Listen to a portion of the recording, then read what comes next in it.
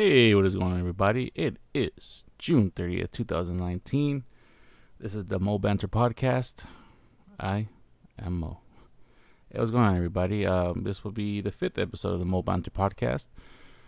And it's been a while since I last recorded. Just been busy with stuff. Part of doing this as a hobby is that I knew I could pick it up and drop it whenever I wanted to. But when you pay for a service like SoundCloud, you kind of want to use it all. So I'll be updating this with the current topic. So this will actually be a new topic. I'm thinking about doing kind of like a fake update, or not even a fake update, but it is an old podcast that I had revolving around the dismissal or the firing of Blizzard employees.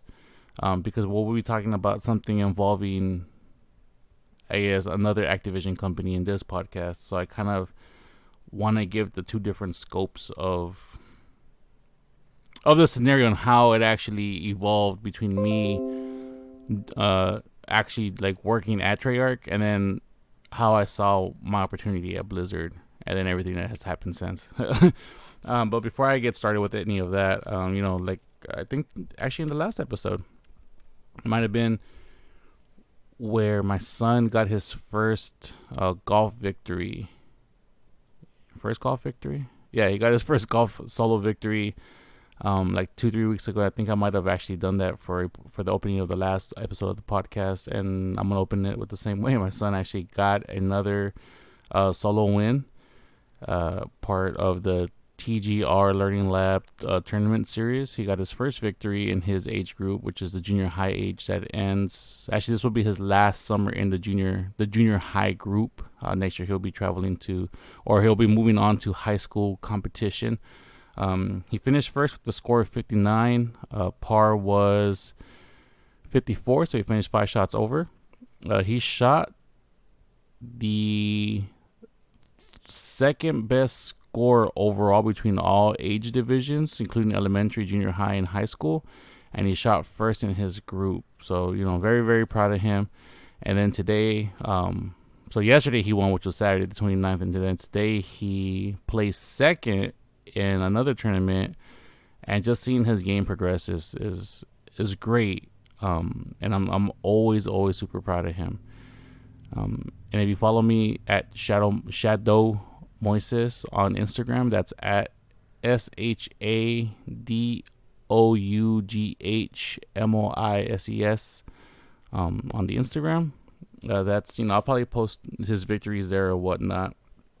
But one of the things I did want to talk about is, and this is, hopefully it all ties together, because lately I've found myself irritated by social media, and not necessarily the concept of staying connected to other people who share similar interests, or that you may want to meet in your industry, or that you may want to branch out and reach out to because this is an easy way, whether it be Facebook, Twitter, Instagram, whatever the case may be. I held off on posting his victory yesterday until today, and mainly because what had happened was, and these are like all personal stories, and in no way do I mean to embarrass my kid in any way. This is just a part of growing up, and I understand that.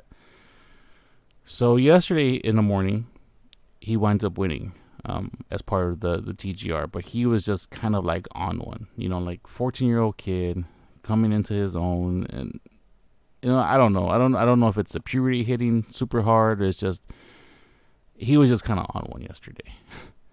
And he wins, and I'm proud of him as always. I tell him good job, congratulations. I gave him a hug, super happy. But he was just kind of on one even on that day, so I kind of enjoyed the victory, but stayed away from him just because he was really driving one yesterday. So it was kind of like that balance. We go to the second tournament of that day, and he played a longer course. The tournament that he won is in the same course that he won his first one, and these are like, the one that he has won is super small course. I believe the longest hole is 105 yards, and the average holes are about 70 yards. So these are super small courses. And the reason why I know he can win these courses is because he's been playing these courses, and his fundamental at these courses are becoming like secondary muscle memory to him. He knows how to take a swing in each one of these holes to kind of maximize and get the best score. And little by little, he's been working on it. His second tournament was at a longer course. The first hole from where they played was 350 yards from the tee to the green. I believe the average hole at this place from the tee placement was about 300 yards, give or take, which is easily 3 to 4 times bigger than the average hole at his home golf course.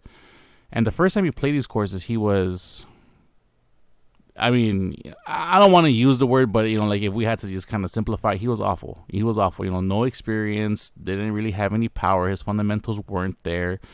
He would get panicky over the smallest penalty area and whatnot. So like it was awful. He was shooting easily 17 over on 9 holes, and this time he actually finished 5 over 9 holes. So just in the year, a little over year that he's been going to this golf course, over irregular tournaments, he's getting more experience. He's improved 10 shots. And to me that was amazing. He told me and the wife, like, hey, like I shot 5 over, and our first reaction was like, oh, that's great, that's amazing, like that's a really good score for such a long course. And then he got on one, so we asked him what's wrong. So apparently what had happened, I'm gonna get this short because we talked about this forever yesterday, and in my opinion a little bit too long. But as parents, sometimes we need to make sure that a situation is addressed thoroughly, so we don't repeat the same mistakes. Or if it is if we do repeat the same mistakes, or if we do happen to have the same conversation, it's not as long the second time. It's irritating being responsible in either case, but so the TLDR is he was not happy with his improvement at the second tournament, at the second golf course, because he didn't win. And when we asked him, what did you mean by that? So during the course of this series that he had just finished yesterday on the second tournament, that was the fourth part of a 4-part series for the spring. They had just finished the spring and now they're going into summer. So, they played longer courses. I believe they played this course twice. And even the first time they played this course, I believe he finished like plus 13 or plus 14. Like he was just kind of out there, And this time he played the same course last and he improved like magically 9 shots.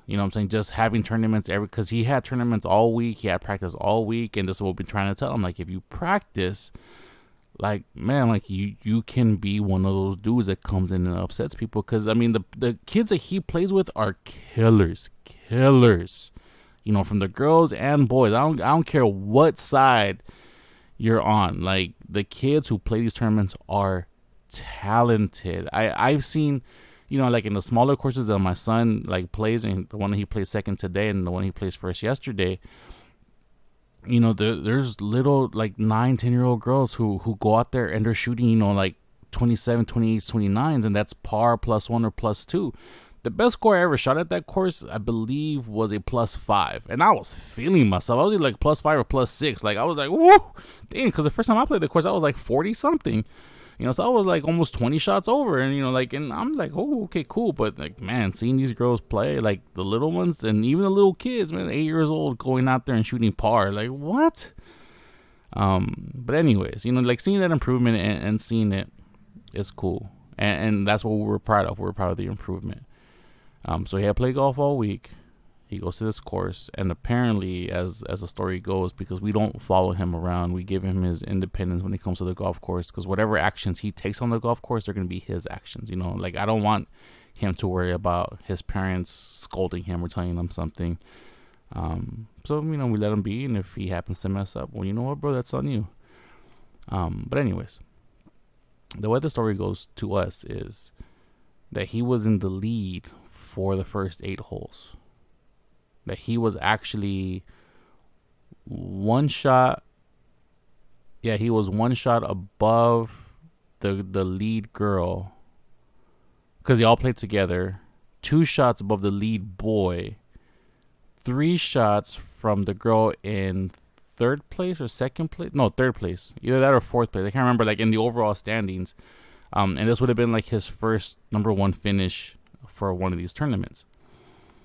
Okay, so we're like, oh my god, that's good. Like 8 holes, like, man, like, and he goes, yeah, but, and he starts breaking down. I'm like, what's wrong, dude? Like, what? He's like, I was in the lead for 8 holes, and then I messed up on the 9th hole, and I missed 3. I think he missed like 3 putts, and that knocked me down from 1st to 4th. It happens. What am I gonna do? Like as a parent, what am I supposed to say? And like the thing is, he's 14, and I think many parents are either gonna scold me or be like, man, you're a bad dad because you didn't look after him. But it happens. What am I supposed to do? You know what I'm saying? Like, what am I supposed to do? Am I supposed to hold my son, be like, oh, it's okay, blah blah, like he's a baby? Like, I'm sorry, man, but this is life. You're going into high school. You're going to be disappointed a lot in life. And there are going to be times where you feel victory is in the palm of your hands, where you can taste it. It's on the tip of your tongue. And then it's gone. Either through something that you mistakenly did, or even through forces that are outside of your control. You will lose a lot of opportunities because of it. But man, this conversation on this topic lasted about an hour and a half because he was just inconsolable. And it got me to thinking about everything. And part of the reason why I didn't post it on Instagram is, me personally, I'm proud of anything my son does. Even though he went from 1st to 4th on this tournament, I'm not looking at that. What I'm looking at is the fact that he went from finishing plus 17, plus 19 the first time he plays these courses to plus 5. He has improved 14 shots over this golf course. 14 shots. That is amazing to me. The overall finish to me doesn't matter. You know what I'm saying? Because sometimes it's just going to happen that way. But if it, as a father, to see his son improve this much and give it 110%, that's what I'm proud of. I don't give a fuck about first place finishes and trophies and shit like that. Like, don't get me wrong. Don't misconstrue the fact that me seeing my kids succeed is not important, because it is. I want to know that if I were to die, that my kid has at least tasted success, so he knows what it feels like, so he could approach success in the future. I'm not always going to be around. You know what I mean? Like the successes I have had professionally in my life, and if you watch it on YouTube, you go, what successes? You're covered in clutter. Yes, all this behind me is success. However you guys want to see it. And if you're on SoundCloud, I have a bunch of toys and stuff behind me. That to me is success. And the reason why I say this is because somehow in my life, literally being a high school dropout, I have been able to work for a lot of gaming companies and carved a career out for myself where I can provide my kid with the roof, food, clothes, opportunities like golf and other such opportunities. I mean, he went on a trip, a school trip to Washington, like the Washington, D.C. area that covered Washington, D.C., the northern part of Virginia, New York City, Philly, and I can't remember what other city. I think they might have gone to Boston, but I'm not clear or sure on that one. But, they spent a whole week out there in the East Coast. Man, that trip was expensive. You know what I'm saying? I'm not going to say how much, but it was expensive. I never thought as growing up and trying to become something in my profession. And for people who are wondering, I'm a test analyst, or I'm a QA analyst. That I've done for multiple gaming companies, some of them Treyarch, Activision, Sony, Blizzard. I spent almost 5 years at Blizzard, honing those skills, and I currently work at Nexon OC, where I develop test cases, test plans to try to implement a lot of stuff involving QA for multiple products and multiple games. I somehow was able to carve out a nice little career niche there where I can provide my son those opportunities while doing something that I'm passionate about. So my successes are those. Whenever a new opportunity hits me up, whenever something like this happens, those are my successes. I relish in my successes. But for every time that I've worked at a Blizzard, at a Sony, at an Activision, at a Treyarch, at a Nexon, there have been tens of jobs leading up to these paths that I applied to that either never call me back and I interview, call me back and I get to the last step, and then I get the call saying, hey, sorry, we decided to go somewhere. Like, so many disappointments. So many. This life. You know what I'm saying? There was one in particular where, man, like I broke down because I felt like I had it and I overthought it. I overthought what they were asking me to do for this job interview and I fucked it up. Done. I broke down. Like, I'm not even gonna fucking front. I broke down because I felt like I just ruined the greatest opportunity of my fucking life, of my career. You know what I'm saying? Like, I thought I just fucked it up.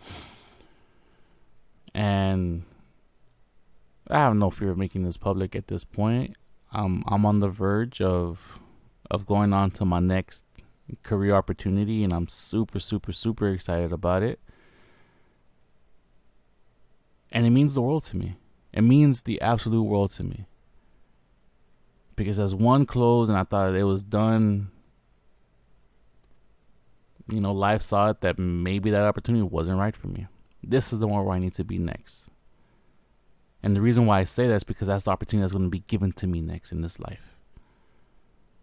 Everybody can want to do something, but if you don't do something with opportunities granted to you in your life, you're never going to accomplish anything.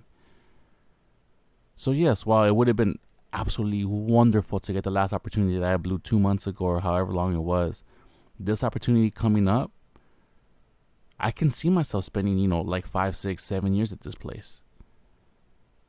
And once it becomes super, super official, I will be more direct as to where I'm going next. It's just right now, there's still some paperwork, and I have my fingers crossed, and I'm 99.9% sure that it's going to work out. But, there's always that 0.1. I'm like, yeah, I'm going to get this awesome job. And then it's just going to lead me to bigger failure and disappointment. And I kind of want to spare myself that right now. Because right now, I'm on, literally cloud 9 when it comes to my professional aspirations. So all these little things are my successes. And seeing my kid succeed and then him still thirsting for more success makes me proud. Because he's not resting on his laurels. You know what I'm saying? He's not just getting third place finishes and goes, oh, okay, cool. So if I play like this, I'm going to get third place. He's going, no. I want to get my second. I want to get my first. I want to get victories over these other kids. And I think part of the problem that he's having is he's looking at the end. He's looking at the end result. And I think that's the problem that a lot of kids his age are having, is they're looking at the end result. All he saw yesterday was that he 3-putted the last hole to finish ahead of other kids that would have proved to him and to these other kids, because apparently he has something to prove, and I don't understand why that is, but apparently he does. So if he feels he has that, that's cool. And all he can think about was like, I messed this up. Oh my, I can't believe I 3-putted. I could have blah, blah, blah, blah, blah, blah, blah. I went from first to fourth, and we're like, bro, you need to chill. You need to chill. None of this screaming is going to make you take those 3 putts again. It happens. I'm like, why are you stressing so much over the end result? Because blah, blah. Like I said, it was long. It was long. And I didn't get upset at the fact that he had lost. It was just like, even to a point like where yesterday I was just kind of done because it was such a long day with stuff. I was just kind of done. I told him, like, look, man, if you're going to be disappointed about it, no amount of me telling you anything is going to come for you. So let's move on. You know what this feels like? You know what I mean? I mean, you've seen me. I'm open with my kid and all my professional aspirations and everything I want to do, just because I want him to kind of have this plan for life of like, you got to grind it out. No matter how old you get, you got to grind it out. You know what I'm saying? Up until you get the VP chair or the president chair or the CEO chair, you got to grind it out. You got to grind it out to make it to that point. Even in my life, I'm never granted a CEO chair, a VP chair or anything like that, I gotta grind it out like I'm trying to go for one of those spots, because it would be amazing for me to get a VP spot, a VP of QA or VP of something. Like I don't know what it could be, but it'd be amazing to get a VP spot in this industry. So like I always want to grind, like I'm going up for those spots, no matter how old I get. Like the grind is always on. But he's not understanding that, and I told him, like, look, man, you're letting 3 shots. Yes, I understand, 3 crucial shots, and every time I mention these fucking shots, you're missing 3 shots. But you're not looking at everything that led to those 3 shots. Why those 3 shots were so important. That's what you should be taking out of this whole experience. It's like, look, man, the kids you're playing against are killers. One of them is transitioning to high school golf, just like my son. The 3 other ladies that they play high school golf already. They're killers. I've seen them play. I've seen them drive. Every single one of them can outdrive my kid by a minimum of like 50 yards. Minimum of 50 yards. My kid does not generate enough power in his swing right now. We're working on that. But what he does have, thanks to his experience in smaller courses, he has strong fundamentals. Once he finds his swing, he has one of the most accurate swings that a golfer can ask for. Clean shots down the middle, very rarely strain once he finds his shot. So if he's fundamentally strong, he's been giving a lot of these kids a run for their money. You know what I'm saying? And it's not that this is the goal here, but he's comparing something to these kids. So like it was all putting stuff into perspective for him. I go, look, man, these kids are all killers. I've told you from the get-go, you are not a killer. But what you are is you're a fire starter. You can come in here and disrupt any tournament when you're on. When you're on, you can disrupt any tournament. You've done it multiple times. How many kids have you knocked out of 3rd place? How many kids have you knocked out of 2nd place? How many kids have you taken to the wire because you thought, oh, this is going to be a free win, and all of a sudden you're playing them in a 1-hole playoff? Like a bunch of times. That's who you are, because your fundamentals are strong, but you're going to trip over these 3 things. You had a victory this morning playing 18 holes. Yes, there were short courses, but you played 18 holes in the morning, played solid, and got a 1st place finish. You came directly from there after a small lunch to here, warmed up a bit, got your shot going, and you led for 8 holes. Yeah, but you led for 8 holes. Each one of those kids thought you were an easy W, that you were no threat to them. They're all good kids. They're all wonderful kids. I'm not bad-mouthing these kids in any sense of the word, but they know they're better than my kid. They know they're better than my kid. They know they can drive. They can see it. They play with him. They practice together. When the teams get situated, my kid is usually on the backup team. He's never in the lead team. Like the only time he's been on the lead team is for smaller courses, because his fundamentals are great. You give him a small course, he can get you a pretty consistent score. But on courses that are a little bit longer, he's never on the lead team because he doesn't have the power. His coaches know it, the organization, the other kids know it. You know what I'm saying? So every single last one of these kids know that they're better than my son as far as like driving the ball, getting the distance. They know that. And for the most part, they're right. They usually beat him by 4 or 5 shots, 6 shots. Like I think the biggest whop he's ever had was like 15 shots difference. Like the first kid just was above and beyond, just better than everybody else. That's life.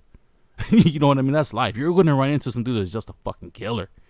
Or dudette. You're going to run into somebody who's just a fucking killer. It doesn't matter. You're going to run into somebody who's a fucking killer.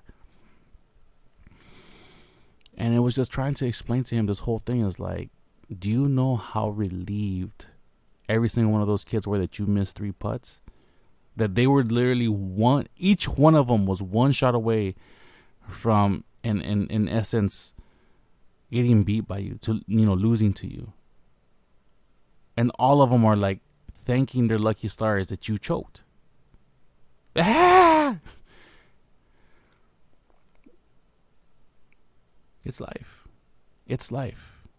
You know what I mean? And part of and And part of what I think is happening here is that my kid goes on YouTube, goes on Instagram, and he sees people's happy moments. He sees them succeed and how much easier it comes. Even though he goes through similar processes, I don't think he understands that the work that he's been putting in to get better at golf, people put into like their lives to get better at what they do to achieve these happy results. You know what I'm saying? You see somebody like The Rock or anybody that, you know, that actually has talent. I'm not talking about these fucking social media influencers and shit like that. That's something completely different. That's not fucking success. That's bullshit. We'll talk about that at a different time.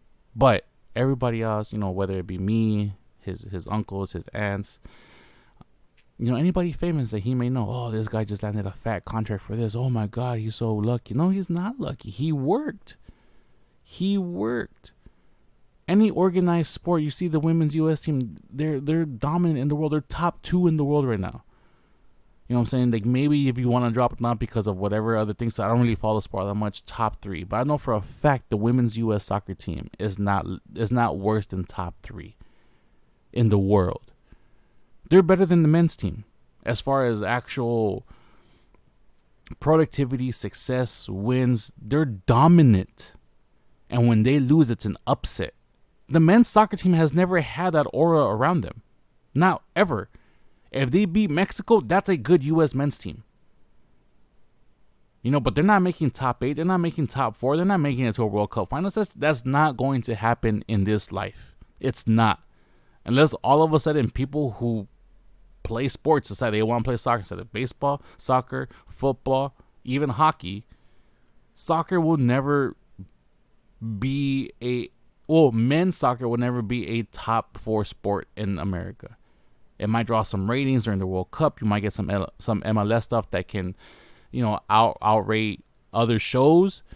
But it's never going to be the big draw that football is, that baseball is, that basketball. It's just never going to be that. It's never going to be that. Not in America. Not U.S. soccer. But women's U.S. soccer team, godlike. Godlike. You know what I'm saying? But we see the victory, go, oh, they put in the work. You know, then now you're hearing stories about like they're being put up on cheap hotels. They're getting paid like a fifth of the men's players that a lot of these professional women athletes, soccer athletes, some of them could possibly go into debt for the stuff for like their expenses to play in these games because they don't get paid enough, because they don't get treated with the same dignity and respect that the men's do, even though they're more dominant. But they still succeed because they want it. They've more than proven their talents and their worth and their skills. They've more than done that. But they still get treated like they're second class. And they're still grinding. So every time you see the women's U.S. team succeed, you go, oh my God, this is so great. This is fantastic. You give them the hearts on the Insta. You give them the likes on the Facebook. You give them the retweets on the Twitter. But you're not seeing everything that went into it. And somehow my kid is not seeing that. He had success in the morning, but yet that wasn't enough. The downfall that he had was going to be the whole thing, but he's not seeing the whole picture. He's not seeing the fact that he had a win in the morning. That he held these kids, you know, with their teeth grinding for 8 holes. You know what I'm saying? I mean, he did the equivalent of missing 2 free throws. Or missing a last check-in field goal. Like, that's what he did. But that's life. You're going to miss those sometimes. You're going to miss those.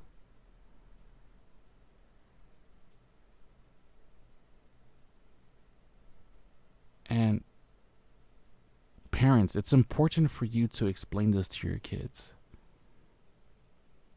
Please, because I've seen so many parents do this when their kids lose it. And some kids have actually lost it the way that my kids have lost it. You know, last hole, they bogey, they double bogey, and they go from first to last or first to fourth. I've seen parents at the golf course going, see what would have happened if you would have made par, like scolding your kids for not winning. It happens. What can you do about it? That's life. What lesson are you fucking teaching your kids if you scold them for all their failures? You know, if they're there on the verge of success and you can see it for them. Don't scold them when they don't achieve it. How many fucking times have you felt in your life? A lot. Everybody fucking fails. Everybody fucking fails. To scold your kids because they fail is a lesson that does not need to be learned. They can scold themselves. They're going to feel that pain. You do not need to stack on that pain. Instead, as a parent, talk to them. Be honest with them. I tried to console my kid the best way that I could for the age that he's in. I'm not going to baby him. I told him I was proud of him for the improvement in his game. I was still happy for him. I was really, really happy for him. He decided he didn't want any of that. None of it mattered. For himself and for us. And from us, actually. Kids, everybody, you're going to fail in life. For every success you see on Instagram and Facebook, you don't see the tears, the sweat, the arguments, the crying, the hair pulling, the yelling, the cussing, the cursing, the headaches, the diarrhea. You don't see any of that shit. You don't see any of the work that went into that positive result. But life is not just like, oh, this kid is good, this person is great. There's a story behind every success, just like there is for every failure. Don't base your happiness on the successes that you can post on Instagram, on the successes you can post on Twitter, on the successes you can post on Facebook. Don't base your happiness on that. Base your happiness on something real. Base your happiness on your improvement, on the fact that you're getting these opportunities now. Whatever small improvement or progress you have done in your life, take solace in that. Be happy that you're achieving something more. Be happy that you're better now than you were yesterday, than you were a year ago, than you were 2 years ago, than you were 5 years ago, than you were 10 years ago. Take solace in that. Take solace that you are a better person now than you ever have been. If you're going to base your happiness based on the shit you can report on Facebook and Instagram, all you're going to do is make yourself sad. There's not going to be enough successes in your life unless you're super, super, super fucking baller. And there are some people who have that. But at the same time, they've been grinding for a lot longer to achieve those multiple successes. Unless you're that person, you're never going to get enough likes and hearts to make you feel good about yourself. If that's the way you're going to base your success. I don't base my success on any of that. Or my happiness on any of that. I'm happy having to been accomplished the things that I have accomplished depending on where I came from. So please, kids, please, parents, understand that. That what you post on Instagram, while it is good to have those memories, that shit is not fucking real. It is one snippet of all the work that had to go into just making that moment happen.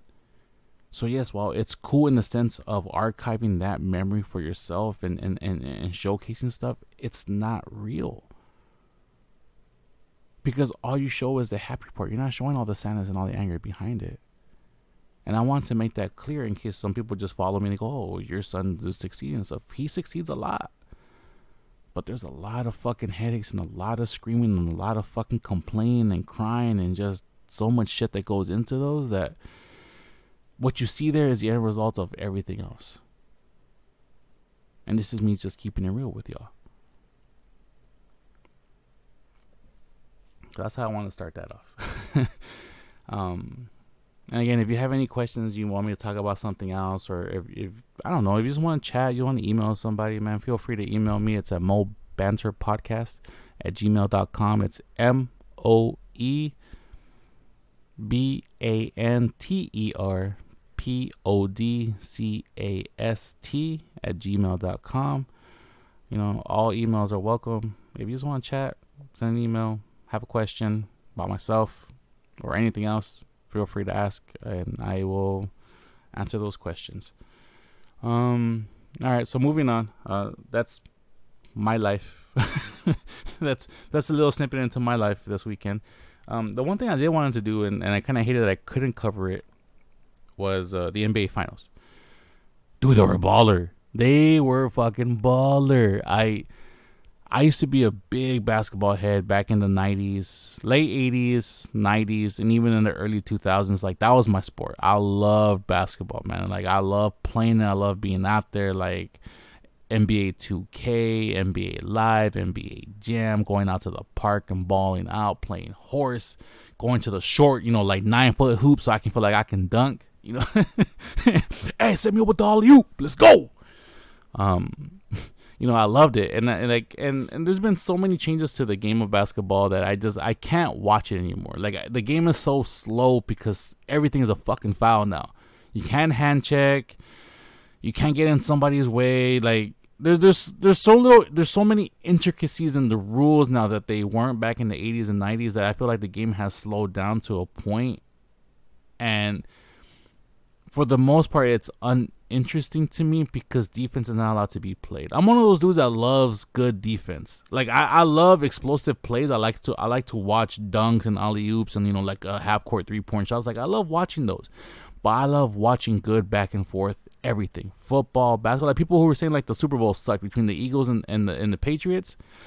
Yes, in the sense of scoring and offense, it sucked. But man, that game was such a defensive masterpiece of a game. I enjoyed that Super Bowl. To me, that was like one of the best Super Bowls I ever watched. Honestly, just seeing like the opportunities just being taken away from both teams, and then having one team look for those miscues and those opportunities to take to actually win, and the Patriots ended up winning based off of that. That's the stuff I like to see. It reminds me of like fighting games. Like, sometimes you're just gonna get washed. You're gonna have two people that play fighting games, and one dude's just that much better than the other.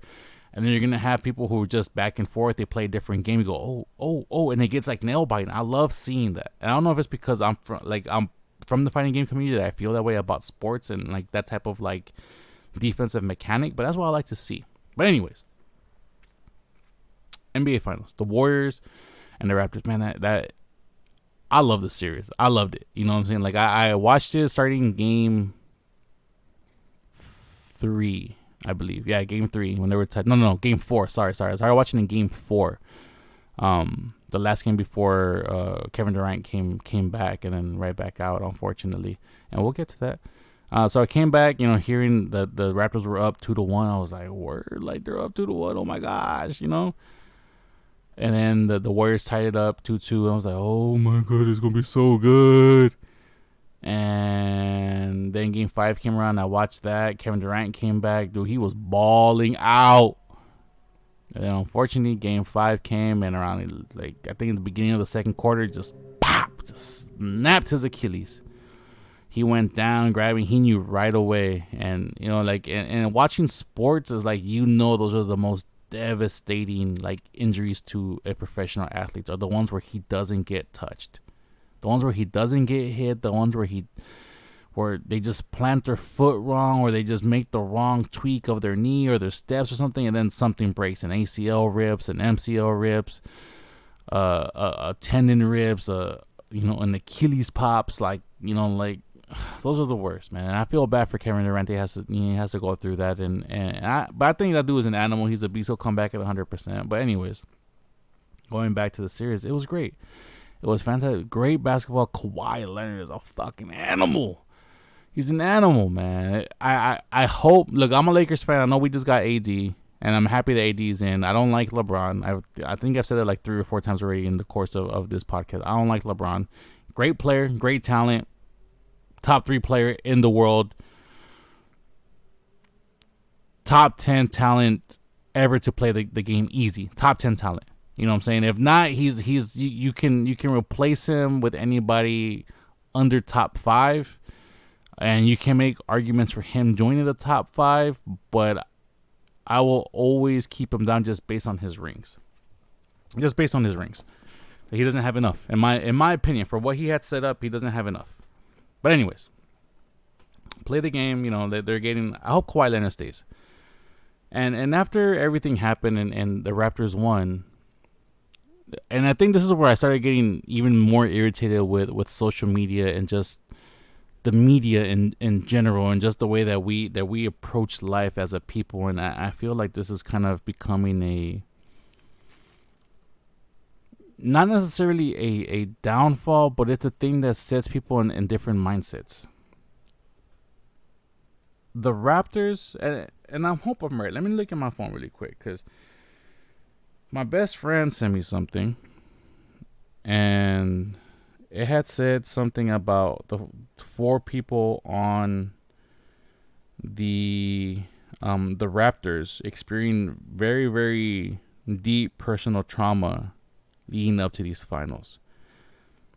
I never heard of any of this, and I hope it's true. I didn't want to investigate just because, like the news that I did hear was super, super sad, and I'm not trying to.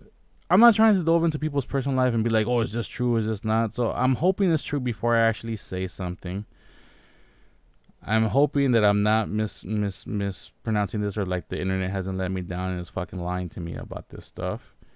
And what is it that I am talking about? Because now I can't fucking find it. I'm getting close. I'm getting close. I'm getting close. I'm getting close. Nope, not that one. This is like great podcasting right here, right? Yeah, man, where the hell is this? I know I'm getting close. I know I'm getting close because now I'm in that area. We're talking about the finals. Oh man, it took so long to get the finals even going. Where like, I know for a fact there's like 3 weeks worth of stuff that actually happened throughout everything. Is this after Big Papi got shot? I think it's before. I can't remember when Big Papi got shot. If anybody doesn't know, the first baseman from the Red Sox was in the Dominican Republic. Dude got shot. Dude got straight up shot. Oh no, I think I found it. Okay. All right. So again, hopefully it's true. This is from the Basketball Insider Toronto, Ontario on Instagram. This is the one that my friend shared with me. It's from a verified user, Mohammed Lila. It says, want to know what really makes these hashtag Raptors special? Kawhi's dad was killed when he was 16. Fred's was killed when he was 5. Ibaka lost his mom at 8. What was this dude's name? Siakam? I think this is a Pasquale guy. Siakam? Siakam. I heard his name a lot during the finals and I forgot how to pronounce it. I apologize. His dad was killed at 20. It's not just what they're doing, it's what they've been through to get there. I saw that, and as soon as I saw it, like, I really had no vested interest. Like I said, I'm a Laker fan, right? I really had no vested interest, but I remember when the Raptors became an expansion team. It was the Toronto Raptors and the Memphis, and the Vancouver Grizzlies at the time. Now they're in Memphis. And I like dinosaurs, fucking Velociraptors. You know what I mean? The jerseys were godlike. They drafted somebody by the name of Vince Carter.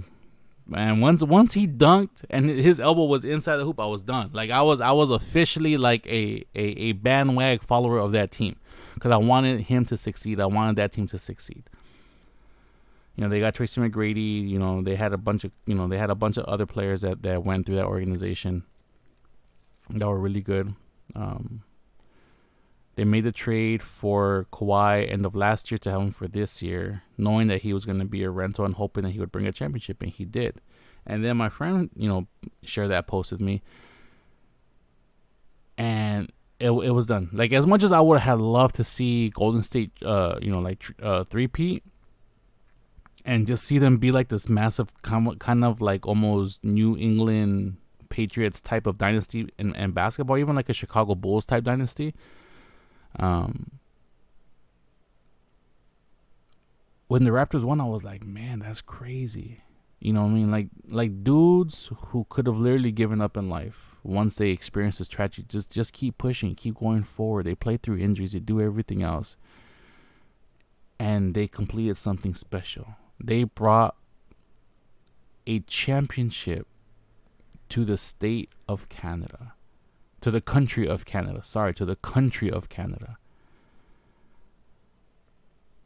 It's never been done in basketball before. Every champion the NBA has ever had has been on the North American. Sorry, not the North American. Has been on the United States country, the United States part of the continent. And really just the continental 48 states. You know what I'm saying? They don't have a team in Alaska. They don't have a team in Hawaii. Vancouver left to become Memphis, and Toronto stayed in Canada. They won. That's crazy. That's nuts. I was like, oh my God, like this is crazy. To me, this was like not necessarily a life altering experience, but it was one of those things like, I know where I was. And I remember the day that they won, because actually that was the last day of E3. I was walking home from the bus stop after going to E3, and I was watching this on the bus. And they won. I was like, man, that's crazy. Like to say like, hey, what was the first team outside of the US to win? Toronto Raptors. You don't know that. People celebrate it. ESPN, Fox, whatever the case may be. 4 hours, if even that. They don't really talk all that much about Kawhi and everything that he did. They don't talk about Serge Ibaka. They don't talk about the guy that came up. I believe it was Pasquale. I can't remember the dude's name. He's from I think he's from the Dominican Republic. I think he was like the first player from the Dominican Republic. They have Kyle Lowry on that team. They get praised like maybe 4 hours. The very next morning, very next day, it's about, oh, well, how important was Kevin Durant to this? What's going to happen with Kevin Durant when he popped his Achilles? Oh, I'm so disappointed in Raptors fans because he popped his Achilles. And people were cheering. Everything was negative. Everything was negative. Outside of the first 4 hours of them winning, everything was negative. Everything focused on the negative of how Kevin Durant's injury is going to affect free agency, how Kevin Durant's injury is going to affect him coming forward, how now he's washed up because now he's not going to come back the same. How if he was healthy, you saw what was happening in the first 11 minutes. Who knows if the Raptors even win? Like, I get it. I get it. You gotta make people interested, but why you gotta make people interested on the bad shit that happened? Why can't we have at least 2 or 3 good days of like oh my God, look at what they accomplished, look at all the successes, let's look at every player on there, let's look at all the things that led it. And even like, fine, if you want to do 2 or 3 days, at least do one, like do a 24-hour feel good marathon of like what these guys actually accomplished, how they accomplished it, what they had to go through to accomplish this. But no, literally it was 4 hours, and the very next day is all this negative shit. This guy's washed because he got injured. This guy may be this because he got injured. Oh, this team got lucky because these two got injured. It's a different... So much negativity, so much bullshit. Like, just fuck, man. Like, we wonder why people go on Instagram and they just look for accounts to troll, because this is what we've trained them to do.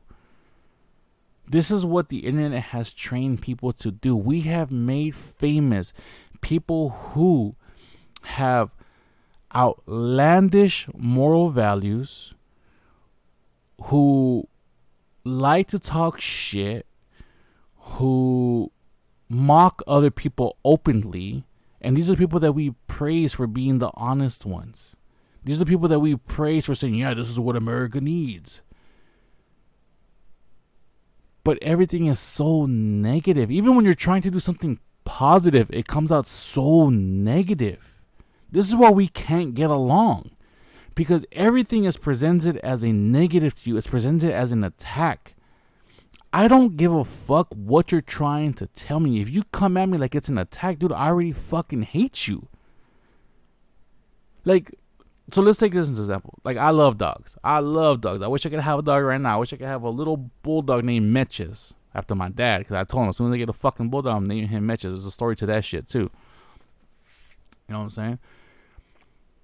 If somebody came out to me and said, hey, sir, or hey, hey guy, whatever, just in the polite way, good morning, good afternoon, good evening, whatever, came to me like, hey, we're trying to save the animal shelter, can we get some signatures, please, because if not, blah blah blah, you can tell me these things, cool, I'm gonna sympathize, you know what I'm saying, I'm gonna sign it, I'm gonna give you my signature, I'm gonna give you my email, what other little information I can provide, minus my social, to help this cause. If you need some donations, you know what I'm saying, if I got some singles on me, I got some fives, here's a $5. Here's some singles. This is what I got. Everybody pays in plastic. I'm no different.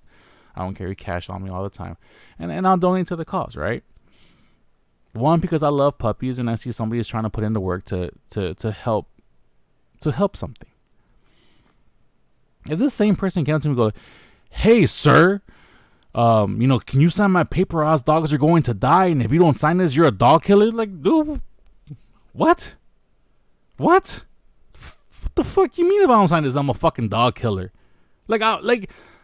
I agree with principle why I should be signing this, but if you're going to be attacking me, I don't want to sign this shit. Fuck you. Those dogs can die. Those dogs can die.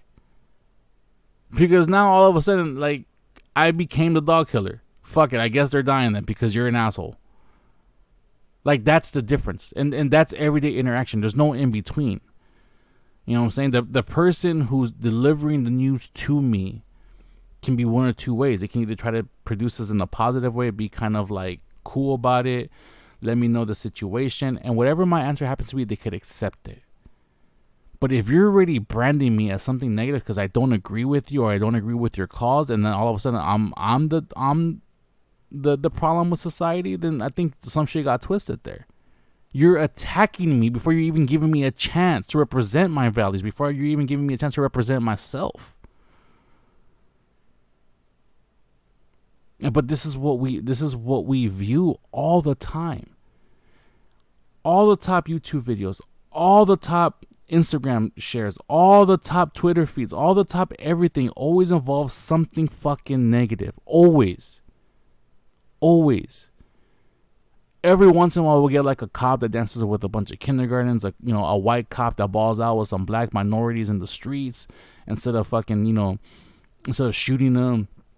A cop that comes to some dude's house and jams out on the guitars because they're getting noise complaints and he's just trying to be cool with them because they're actually trying to do something productive. Like, yeah, those stories come and those are always good to hear, but the vast majority of them is white cop shoots unarmed black teen.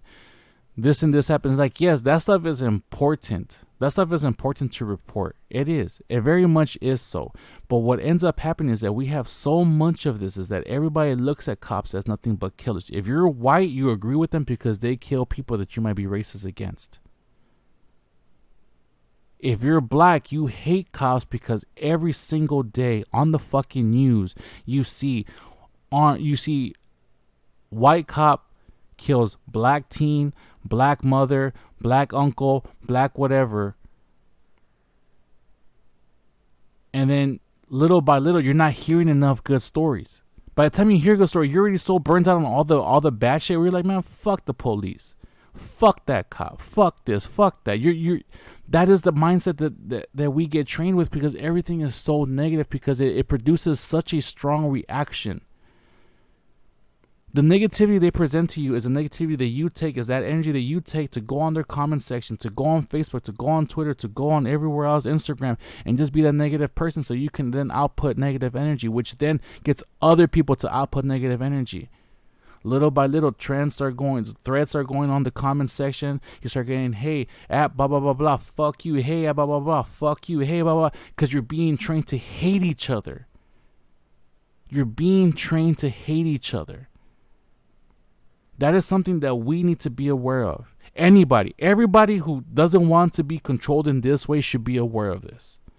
But it's more important, in my opinion, maybe I come from a different perspective on this.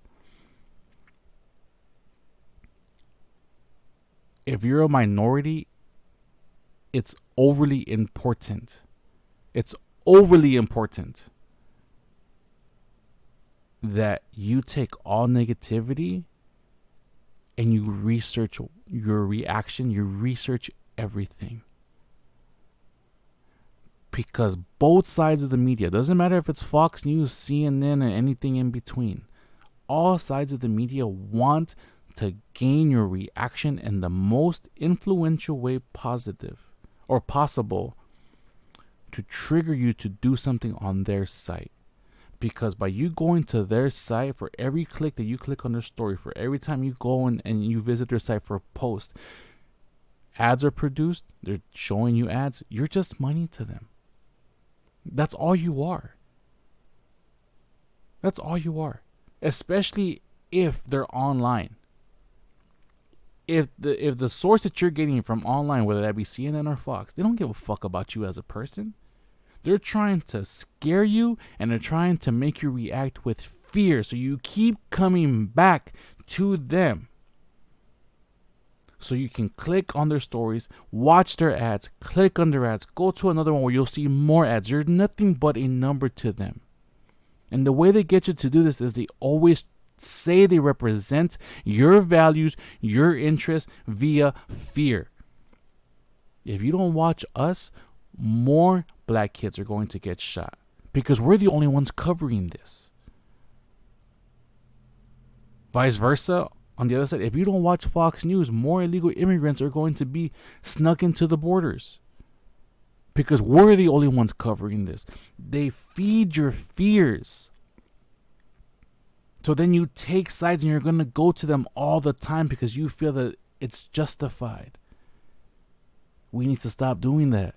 It's molding our society too much to always be constantly negative. And honestly, like all that shit that happened during the finals, it pissed me off because it literally became 4 hours of the Toronto Raptors doing something so miraculous, so inspiring, and none of it fucking mattered for any more than 4 hours. Because all of a sudden it became how this one guy's injury is going to fuck him over, how he's not going to be the same, how he just made so many people happy by being injured. Word? Like, this is what we're talking about, people who are going to take joy in the fact that they're going to get more money this offseason because this guy got injured playing a game and entertaining others. Millions of others. We're more focused on people's possible income going up than we actually are about the person who got hurt. That's not right. That's not right.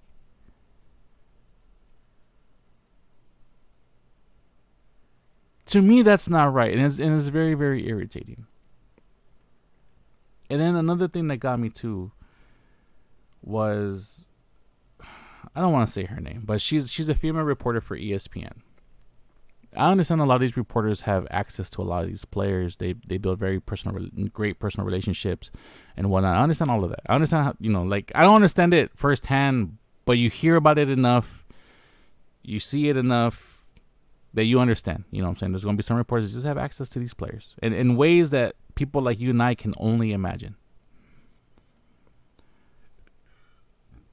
So the situation with Kevin Durant getting hurt is, okay, so they're playing, Kevin Durant gets hurt, right? He busts his Achilles in Toronto.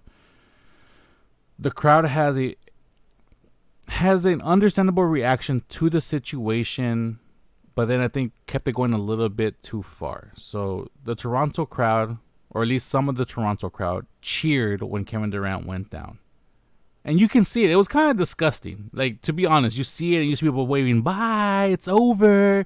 Like, bro, come on. This dude just literally busted his fucking leg and you're, like, reveling in this. But again, these are the minority of people that were in attendance. As people are cheering, yeah. I believe it was Serge Ibaka, Lowry, and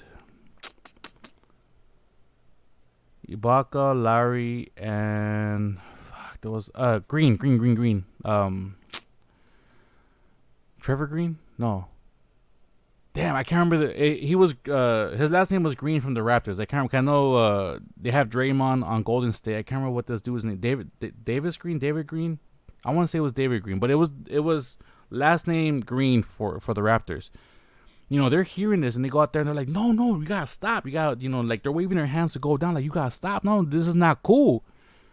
So they went in and helped KD up, and when they picked him up, you had his own teammates, Steph Curry and Iguodala, walk him to the back to make sure that he was okay. You know what I'm saying? They knew that he wasn't, but you can see it in Steph's face. Like, he's just like, man, damn. Like, my homie got hurt. You know what I'm saying? Like, that's my boy. He got hurt. You know what I'm saying? You never want to see that. And then, like, the type of injury that you think it is, because when you are a professional, I think you can see the signs. Steph knew. Steph knew that it was gonna be, like something serious, and you can see it in his face, man. He's caring about his boy, man. But of course, on the Instagram, you have it right there. Oh, this is Steph's face, knowing that he has no chance to win the championship. Oh, this is Steph's face, knowing that the Raptors are gonna maul him up. Oh, this is Steph's face. None of them go to even say, hey, you know what? Like, look, man, this dude really cares about his boy. Look at how stressed out he is about his boy. Fuck the titles, fuck the rings, fuck the champions, fuck everything else. He's worried about his boy. I truly do believe that he's worried about his boy. Why would he walk him back there if he wasn't worried about him, man? He wanted him to know, like, I got your back, dude. Like, I know we got a championship to try to go out there and win, but I got your back. I'm gonna walk you back here so you know I'm here with you. That's how I saw it. But nah, everybody else wants to be negative. Oh yeah, look, this is him losing.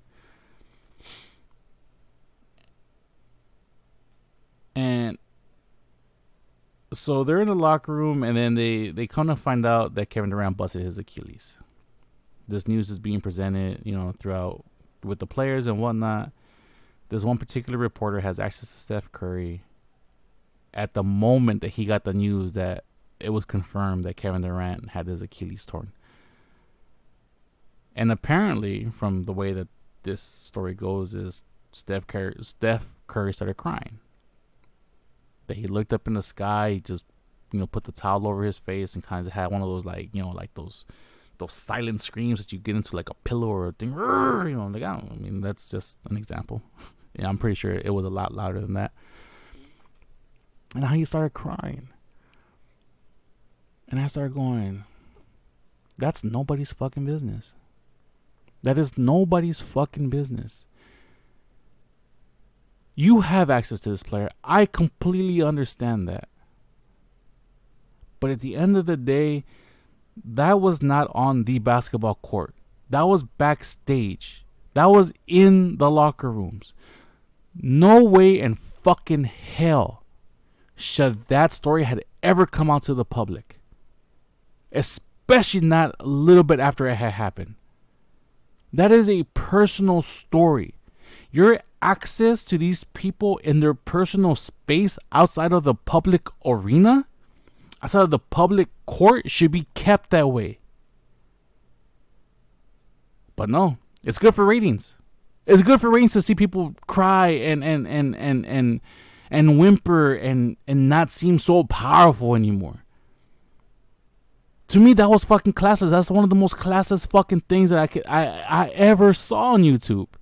And it was on TV first before it was on YouTube. That's one of the most classless things.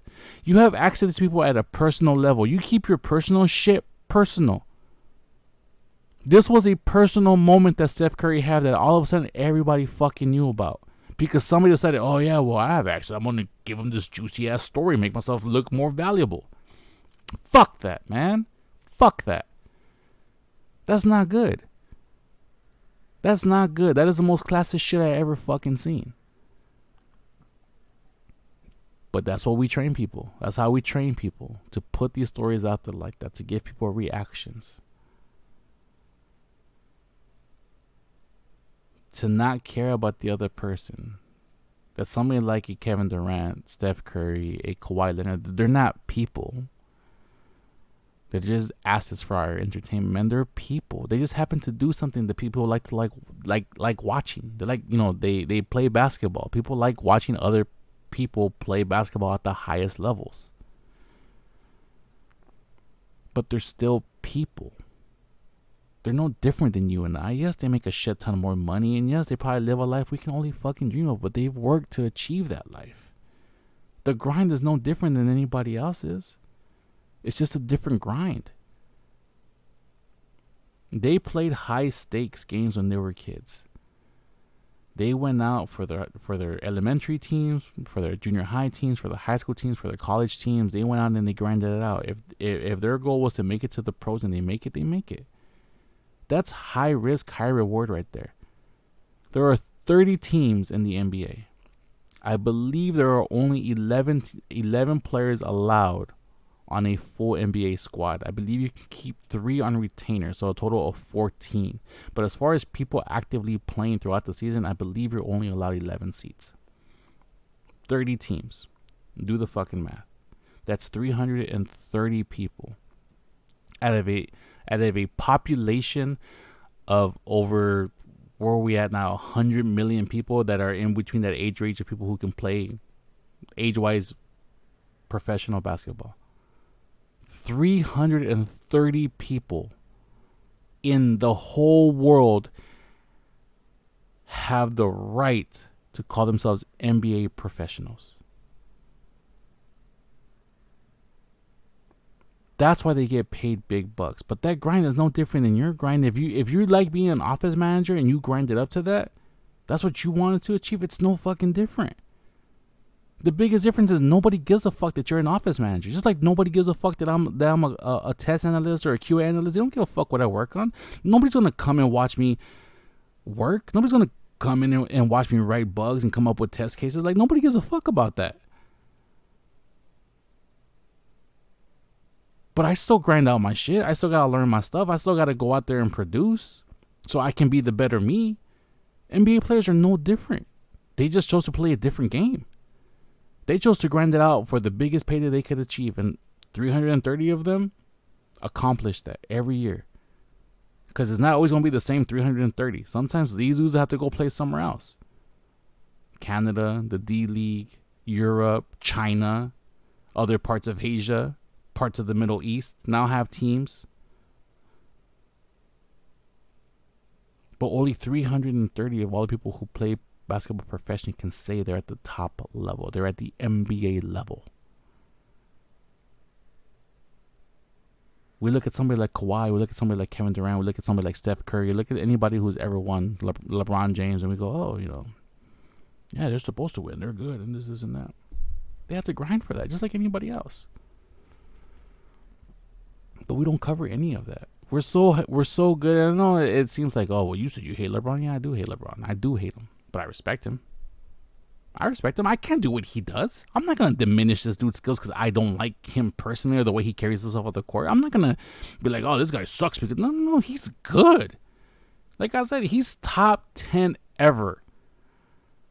You can make an argument for him top 5. We can have the discussion where you're going to fit him. I would put him in the top 10. I wouldn't put him in top 5, me personally. But I respect the dude to death.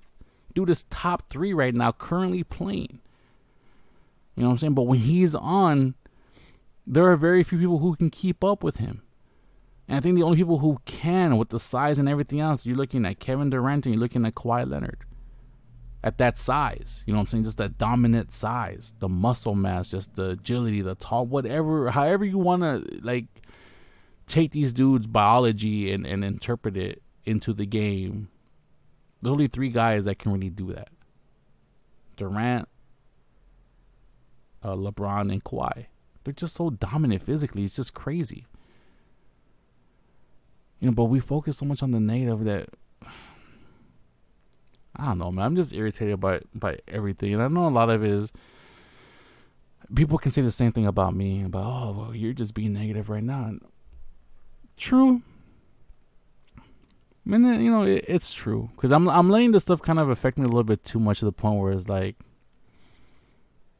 I don't want to watch a lot of this shit anymore. Like, I don't want to read the news. I don't want to, because one is like, you don't know what the agenda is behind any of these articles. And I just don't want to deal with it. It's not that I don't want to deal with actual issues. It's just that the issues that get displayed to us are presented in a way that's black or white, wrong or right. Nobody ever talks about discussion. Nobody ever talks about the middle ground. Nobody ever talks about how we can find a resolution that will make everybody happy, but can at least have people accept that something needs to happen. Because everything has to either be yes or has to be no. There's no maybe. There's no like, hey, let's work it out. There's none of that. And it's very, very irritating.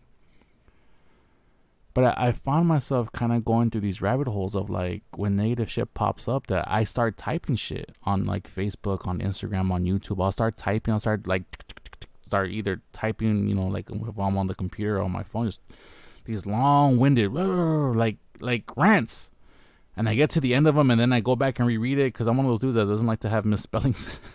I try to cut that down, and I read it, and then I'll literally just double tap the whole thing, just erase it, and then just move on.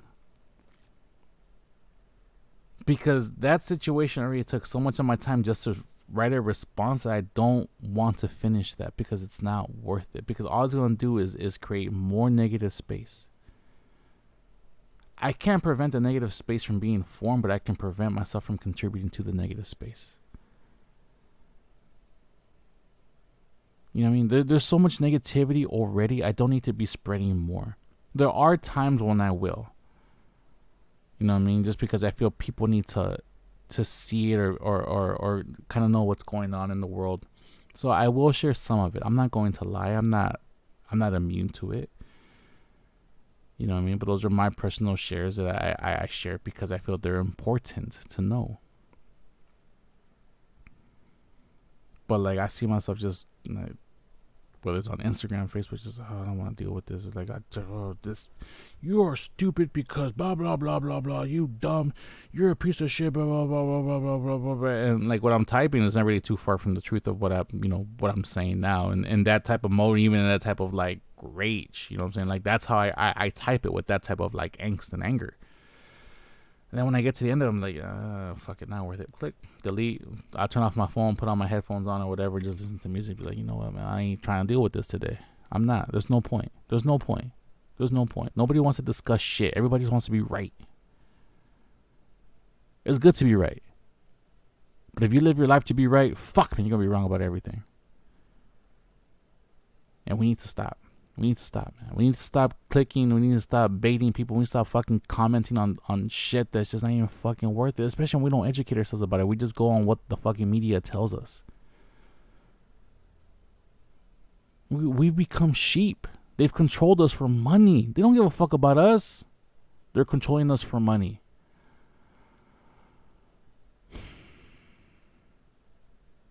So that was my experience with the NBA Finals. I loved the sport. I loved everything else, but everything leading up to it or leading after it pissed me off that something so great, something that made me come back from not watching the NBA for nearly 16 years, made me come back, and I felt so wonderful watching it, and then just for all of it to get turned to shit because people want to focus on the non-important essentials of what produced this championship for that team and that group of men.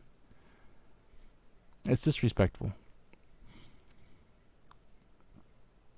Okay. It's already a little bit long, but since I haven't done one in a bit, I'm going to go a little bit longer. And the next story that I want to talk about is it just came out. Kotaku printed it out. You guys can find it. I'm not one to link. If you want to go look for it, it's under kotaku.com. The cost of life or the cost of humanity or some shit like that. It's something along the lines of QA. And actually Treyarch, the developers of one version of Call of Duty, World at War, the Black Ops series, and then they're going to come out with the new one in 2020. I worked for them 10 years ago, 11 years ago. I was the PS3 or the PlayStation 3 test lead during World at War, and I was just a tester during Black Ops 1. So altogether, I put in about a little over 2 years of time into that company and 2 of their products. So when my QA career started, I was about 220 pounds. And all this is just backstory about myself. I was about 220 pounds. Got my first job at Sony. I gained, the QA 20. Supposedly it's 30. I got lucky and it was 20. Went up to 240. The last 6 months of the time there, me and the homies noticed that we were getting big. So, we went out to Santa Monica, worked out, and I actually lost the 20 pounds. So I went back to 220. Around the time that I lost the 20 pounds, we got shut down. The studio got shut down, and we needed to find jobs. My next job was at Activision, where I was a tester for, at then, the very, very brand new Infinity Ward developed Call of Duty Modern Warfare 1, the original release of 2006. 7.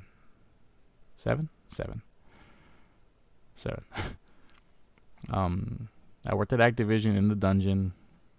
Everybody knew what these projects entitled. You know what I'm saying? You worked for 5 months, 6 months, and then as soon as the game goes gold, man, 90% of us are bounced. You know, they might keep some of us, they might not. I got lucky. Even back then, you know, like I felt like I was really good at my job, and they kept me on. My cousin got let go. A bunch of my homies got let go. Like I said, 90% plus got let go that day, like October, I want to say like October 13th, October 20th, around that time frame, like 2 weeks before launch, because the game had gone gold. It had been past certification.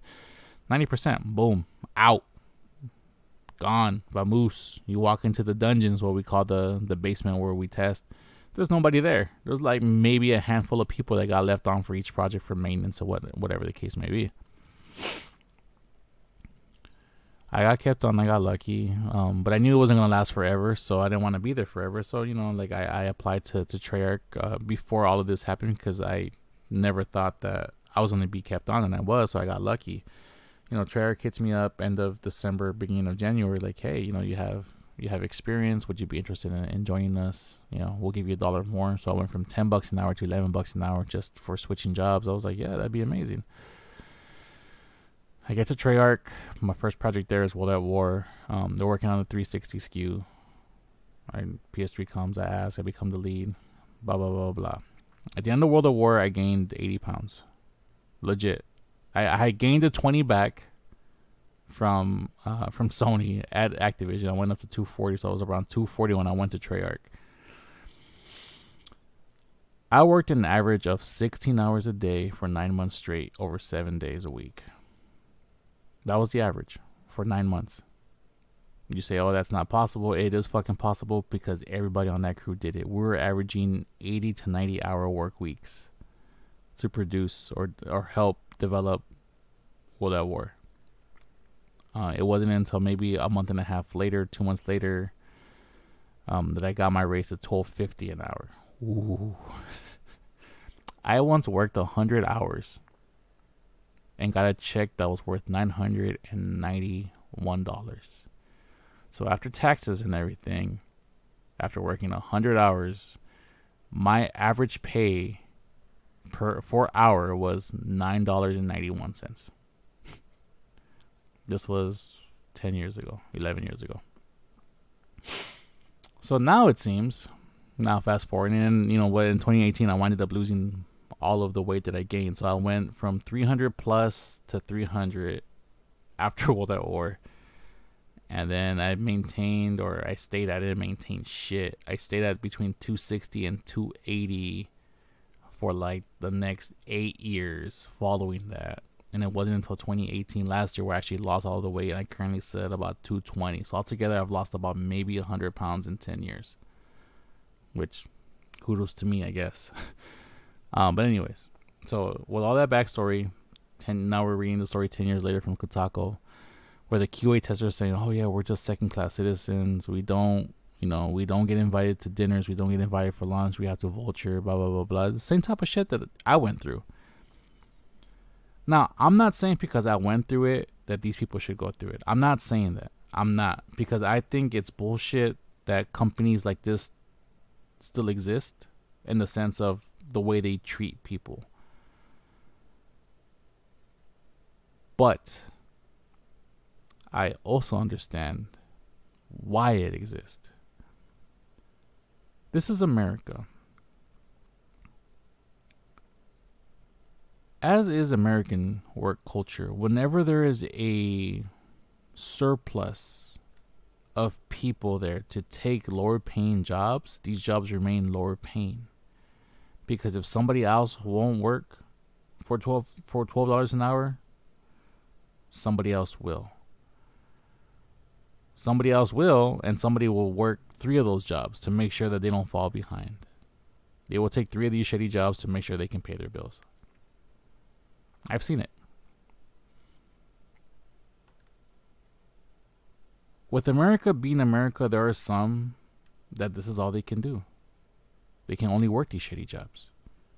older immigrants who came here for a better life, who are killing themselves to provide for their kids so their kids can actually do something other than be a janitor at a certain place, or be a cashier at McDonald's, or be a dishwasher, or be whatever the case may be. They work these shitty jobs so that their kids don't have to. But then you have some people who don't want to grow further than where they're at. And that's fine. If you feel like you want to be a game tester your whole life and get paid 13, 14, 15 bucks an hour to just test games, and this is your life, this is the life you want, bro, accomplish it. Sis, accomplish it. Get her done. Get her done. If that's what you want, go get it. It's not that difficult to go get. But what drives me crazy is these same people who want that life all of a sudden want to be paid a lot more for that life. That doesn't make any sense to me. Companies should not be obligated to take care of you because you lack ambition.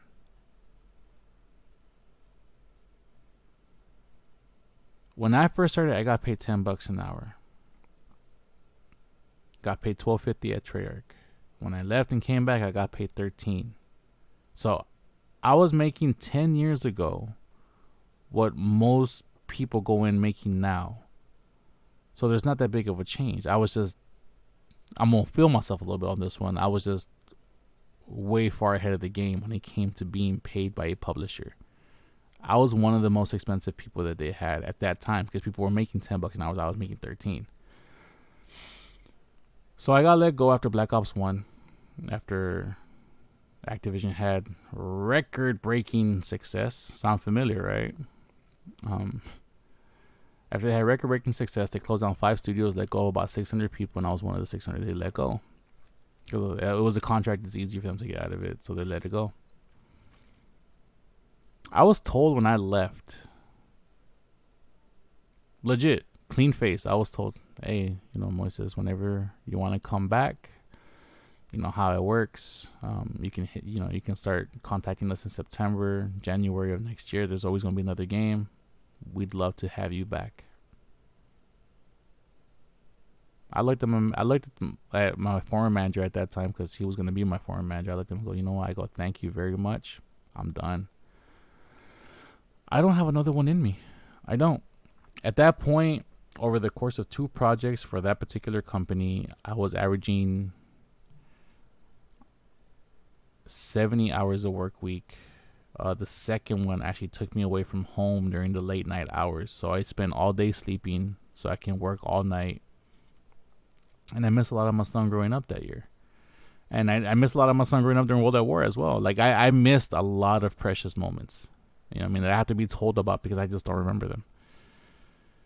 That was a price that I did not want to pay anymore. That was a price I was like, nah, this is not happening. So I looked to expand and I did my stuff. And, I went from company to company, seeing who would pay me more than $13. I still was doing QA, but, trying to see who would pay me 15, who would pay me more. Gotta keep grinding, gotta keep going up.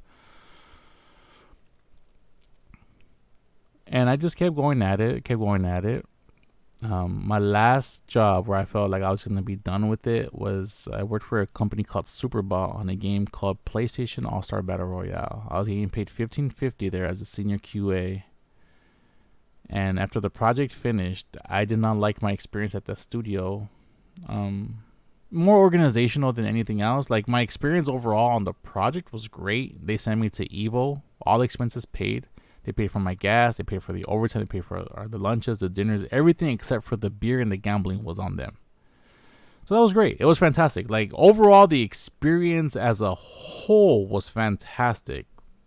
But the stuff that we had to go through and to deal with the organization after like 6-7 years at that point, I was like, you know what, I'm done. I can't do this anymore. I gotta find something else.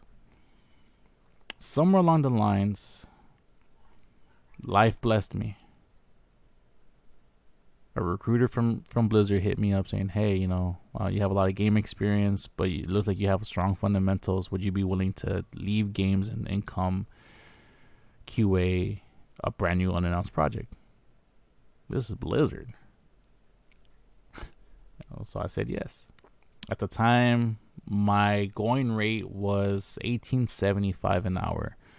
That was the last job that I had. That was the going rate that I wanted to go forward.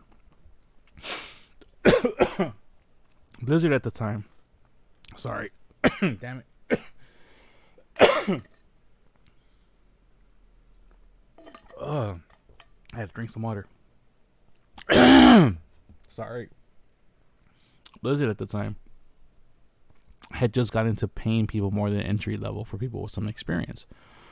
So I got hired as a QA2 at about $15 an hour, maybe $15.50. I want to say $15.50. Yeah, $15.50. But they promised full time, which at that time for me was the first time I never would have had to worry about the paycheck in 6 months. You know what I'm saying? Like I could actually plan a life. $15.50, you know, educational classes, certification, bonuses, things that I never experienced in my life. So I was like, you know what? Fuck it, let's do this. I spent 4.5 years at Blizzard. Shit wasn't always perfect there, but I walked out of that place so much more prepared for life, for my professional life, than in any other place. I leveled up like so much at that place because every opportunity that was presented to me, I grinded it out to get that experience. So now I find myself 36 years old on the cusp of another great opportunity, saying, okay, cool, I've achieved this, but it's not enough. Not because the money isn't great, and not because I think I deserve more. I'm going to take this opportunity, and I'm very, very appreciative of the opportunity. But there's still so much more I want to accomplish that I need to grind out.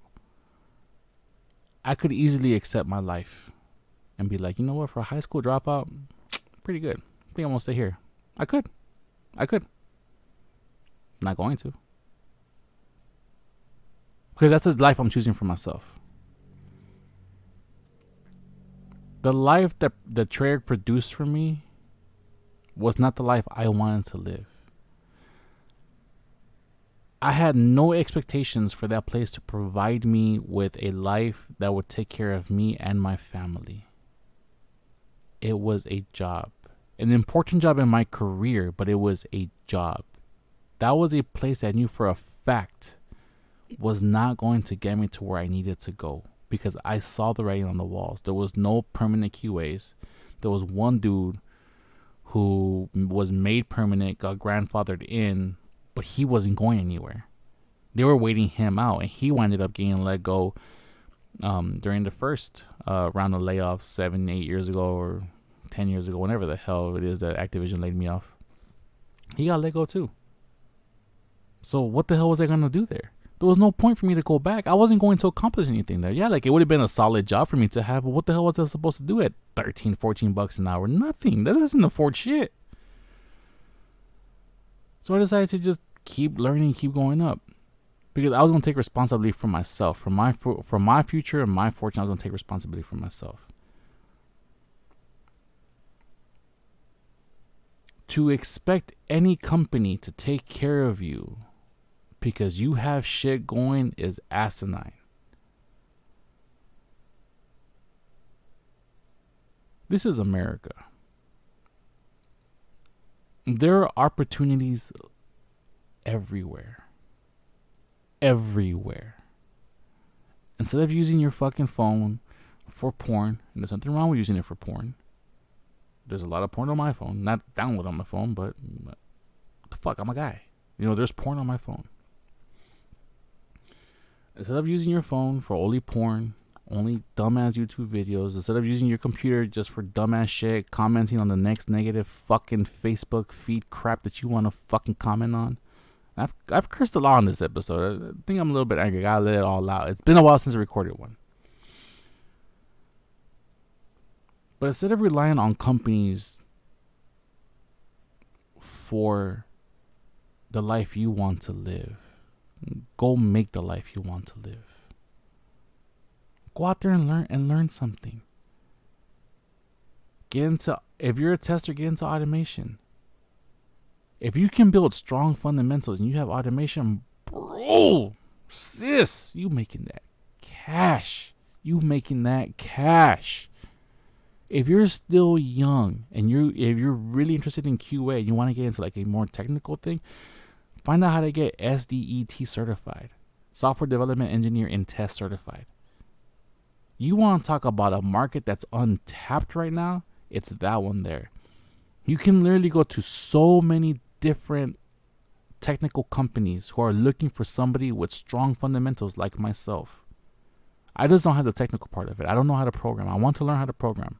That is a goal for me this year, is to learn to get at least the basics done to automate something. But if you can do it, you're talking about $80K to start. $80K. $80,000 to start. That money is there for you and nobody's taking advantage of it because these positions fill up so slowly. Because either the people come in with the technical know-how, but they don't have the basic fundamentals of how to test. Opportunities are out there. I understand why Kotaku wrote this article, but the article is fluff. This is part of that bullshit. It's a negative article to get clicks. I read it. It got me because it connects with me. I was there. I was at that location. I know that shit. I know that's how it goes, but this was a negative thing. So you could, oh, look at Trey. This was to get you to react on your most basic instincts of rage because something negative is going on. But it's nobody's fault. But the people who accept that job as the job they want to do, regardless of all the downfalls. Take responsibility for your own decisions in life. If you want to stay working there, understand that staying working there means you're going to be broke more than half the time. You're never going to buy a house. You'll be lucky if you could afford a used car while sharing a room with some roommates. Those are just the facts. If you want to afford a Mustang, if you want to get a Mercedes, if you want to get something else, then you know what? Move the fuck on. Get out of there. Go learn something. Go be proactive in your future, in your fortunes. Become a YouTube. Go on YouTube. If you feel you have something that YouTube can pay you for, go on YouTube. If you feel like you can do this, just start a podcast and people want to listen to you, do it. But know that it's going to be a grind and not everybody's going to be interested in your words. You can look at my playlist. I think most episodes have like 3 hearings, maybe 4. The last one before this has 1. My second episode has 57. My YouTube feed, so altogether I probably have less than 100 views in all 4 episodes. But I do this for a hobby. I don't do this for a living. But know that you're coming into a saturated market. So if you do want to do something, it's going to take time for you to develop that market for yourself. You're going to have to put in time. But the opportunity is there. SoundCloud, YouTube, third-party things that get you hooked up with Spotify. There's so many things you can do. Want to buy a laptop? Go ahead. You have access to a computer at a library. You have access to sites that you can learn coding an hour or 2 hours at a time, whatever the max limit is at a library. Save up for an inexpensive laptop just so you can practice some coding, practice some design. Yeah, it's not always going to be the best, but you need to get this practice in. Grind up, learn. Treyarch is never going to take care of you. Any job like that is not going to take care of you ever. They don't need to. If you're not willing to work on a Call of Duty game for $13 an hour, there are millions of high school kids who will. Who'll be like, oh, there's an opening for me to test Call of Duty? Bro, they're excited. I was excited. I already had a kid. I was super. When I was told that my first AAA title was going to be QA Modern Warfare 1, I lost my shit. There were people who had been in the industry still working on Nintendo DS games and movie titles, and they were like, how'd you get to go into Call of Duty? Like I asked, man, how they hire you to get on there right away? Like you just started. I got lucky. I was fucking hyped. I accepted that job and I took that shit and I fucking loved it. World of War, I fucking loved it. If I can go back with the same knowledge that I have now, I would go back and repeat the same fucking actions over again because I learned so much during that time. That was a project that for me was like, you know what, I do want to do this. I don't want to get paid shitty like this forever, but I do want to do this because this is my passion. This is what I want to do. This is what I was meant to do. Somewhere in life, I was granted the opportunity to not go to college and somehow be able to grind out a life. This is what I want to do. And I did it. And I'm doing it. I'm going to keep doing it. Honestly, my dream is to get into like a QA manager position. Be responsible for like a team. Create a team, create an environment of QA. It's not going to be perfect, but it is going to be baller. People will be respected. You know what I'm saying? There might be some favoritism. I think it's unnatural, unlikely that I can create an unbiased location. But you will always be attributed for your work. I would never treat somebody like shit. If I worked at a studio that said create a team of QA people so we can create these apps, this game, whatever the case may be, cool. I create the team. If we succeed as a team, we succeed as a team. If that same company said, hey, so we're going to have a rap party. It's going to be bananas. You're welcome. You have a +1. Okay, can my team come? Oh, no, sorry. QA is now welcome. Then I'm not going. Straight up, I'm not fucking going. That's just me. As a person who has been dealt with that shit so much fucking time before, I'm not going. If my crew cannot go to this party when they have contributed to the success of a project, then I'm not fucking going. If at that time I'm making enough money, guess what? I'm taking my team out to fucking dinner. Let's go to dinner, guys. Depending on how everything goes, hopefully it's going to be a good dinner. But if not, look, man, we're going to In-N-Out. Doubles and milkshakes on me. You know what I mean? I could be at a party. Fuck that. Not without my crew. Not with the people who support me, who make it so my job is easy.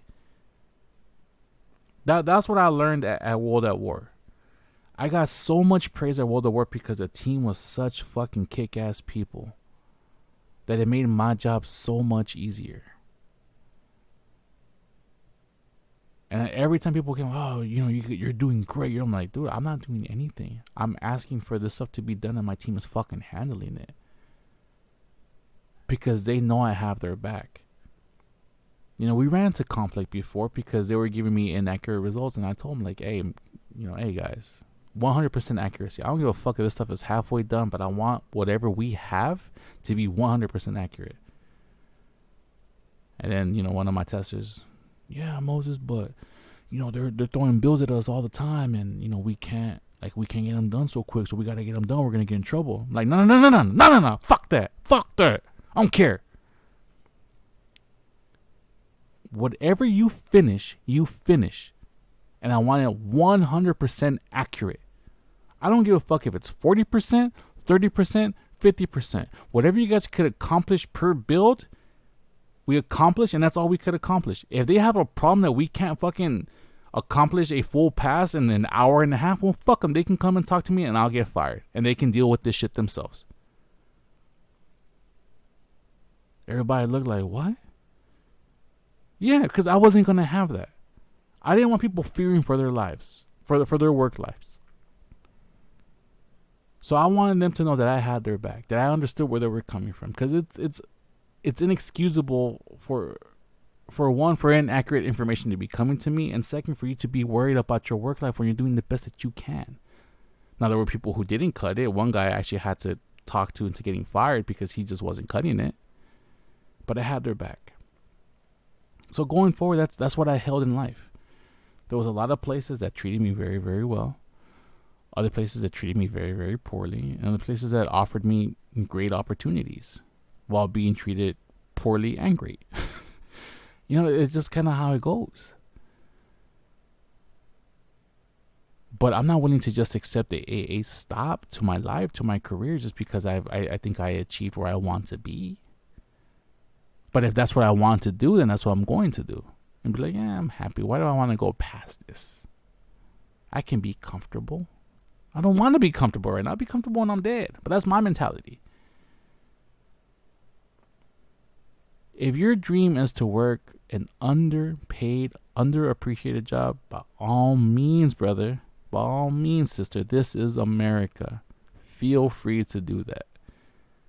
But also know that you cannot afford shit in America with that job. You're having the wrong dream. Dream big. Work for these dreams. Dreams can be achieved. That's why they call them dreams. It's something that you want, that you can achieve. Things that you want that are not capable of being obtained are fantasies. That's the big difference. There's this movie with Johnny Depp called Blow. It's him and Penelope Cruz, where he plays George Young. He plays a cocaine dealer. Or sorry, at the time he wasn't a cocaine. He was a marijuana smuggler. And he goes to jail in Chicago. I believe it's Chicago, because he has 100 pounds of weed in his trunk and he gets caught. So he goes into jail. And there's a scene where there's this other cat, Diego. Is his name Diego? I think his name is Diego. He meets this other guy. He's a one of the frontmen for the Colombian cartel that sell cocaine. So they meet in prison. There's a scene where George Young is trying to get community hours for time served so he can get out of prison faster. And, people talk shit. And he tells them like, hey, how about half the time we learn about this George Washington stuff, and then the other half, I can tell you guys about smuggling drugs. And when the guy goes, man, you don't know dick about smuggling no drugs. And Johnny Depp's character is like, oh yeah? How about getting caught with 110 pounds of grass in my trunk? Like, man, how you get your hands on 110 pounds of weed? And then Diego, he goes, oh, I knew this guy was something different. He wasn't who he thought he was. He had told him he was a murderer. So then the scene comes up. He goes, George. He goes, I heard what you said to the class today. I knew you weren't a murderer. I knew you were El Mágico. And, they start talking, like, shut up. And it goes into this whole other scene. And then Diego asks him, like, George, you know what the problem was? He goes, yeah, I got fucking caught. He goes, no, you had the wrong dream. Boom! Killed it right there. He had the wrong dream. Yes, it's a weird dream to have, to be, number one and drug dealing. But if you're good at it, you're good at it. You know what I mean? And that movie is fucking fantastic. If you haven't seen it, I recommend it. Blow with Johnny Depp, Penelope Cruz, and Ray Liotta's in that movie as well. 100% recommend the movie. It's one of my all-time favorite movies. So when I read the story about Trek, that's the first thing that came into my mind, is you're having the wrong dream. My dreams change all the time, because just when I think I reach a certain point where I can be happy and be comfortable, it's not enough. So the dream adjusts.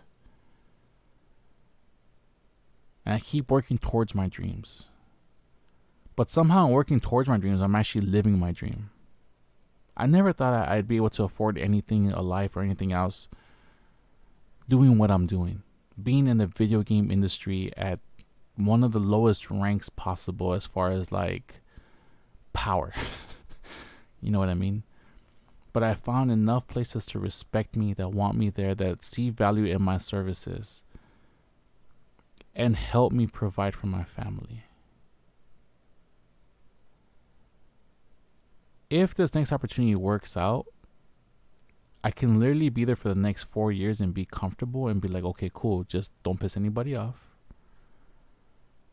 And Hopefully I can be here 4 years, pay for my kids' high school stuff, and then I'm good. That's not what I want to do. I want to go over there and learn more. I want to go there so in 6 months to a year, they look like, damn, like we can probably get this guy to do this. Promotion, more pay. Okay, he's cleaning this too. Everything that they put me at, I want to kill. I want to kill it, and I just want to be the best that I can be, to the point where I hope that they see this value and they go, you know what, we're going to pay him more to keep him here. We're going to take care of him the way he takes care of us. Hopefully this next company will be that company. Blizzard was kind of like the transition to that company. The only problem I have with Blizzard is there was no professional goals that I could achieve that would make any sense to me, just because of the way it was structured and the way it played out. But when I was at Blizzard, like that was like the first part of my dream. You know what I'm saying? Like working for Blizzard, going to 5 BlizzCons, working 5 BlizzCons, getting to geek out, getting paid, going to rap parties, going to Vegas twice or 3 times for holiday parties and rap parties. Like, there was a lot of rough times, but man, there was a lot of beautiful times there too, and a lot of stuff that I got to experience, including moving out. They provided that for me. And for that, they always have gratitude in my heart, regardless of what might have been heard or what was said. You know what I'm saying? I moved on. They moved on from me, and now I'm moving on and moving up. And this next company, I hope it kind of works the same, but just with more pay. And I mean, the first part is being taken care of. I know I'm going to get paid more. But now whether or not I actually have some professional growth there is yet to be seen. And I hope it happens. But in 6 months, I'm not going to be worse off than I am now. If it doesn't work out with this current company, cool. I'm going to go do what I do now, submit applications and be like, hey, you want to hire me? I got this years of experience. I worked on this, blah, blah, blah, blah. How much you want to pay me? I'm currently making 32. We can negotiate on that. You want to drop it down to 30? Cool, I'll drop it down to 30. Grind out for you too. Oh, you don't want me after 6 months a year? Cool, I'll go grind somewhere else. Oh, you want to give me 35? You want to give me 40 an hour? You want to give me 80K? You want to give me 90K? Cool, do it. Grind it out. Grind it out until I achieve whatever dream I want to achieve. There will be a point in my time where I feel like I can be comfortable with what I'm doing. Is like, you know what, I'm making enough money where I can provide for my son, for my wife, for myself, my godsons, my goddaughter. Only one of them is officially my godson, but brother and sister, they're all gonna come with me if life calls for that duty to be called or be called upon. Then I got 3 kids that they're not officially mine, that will be mine if unfortunate events happen in life. And that's what I'm prepared for. And that's what I'm preparing for. Grind it out, because it's not just about me. It's not just about my son. It's not just about my wife. It's about my godson, my godson's brother, my godson's sister, my nieces, my nephews. It's about them. Being able to help in their development. Being able to afford to take them out to the zoo. Being able to afford just so I can take them out to lunch. Being able to afford so I can afford gas just to go see them more.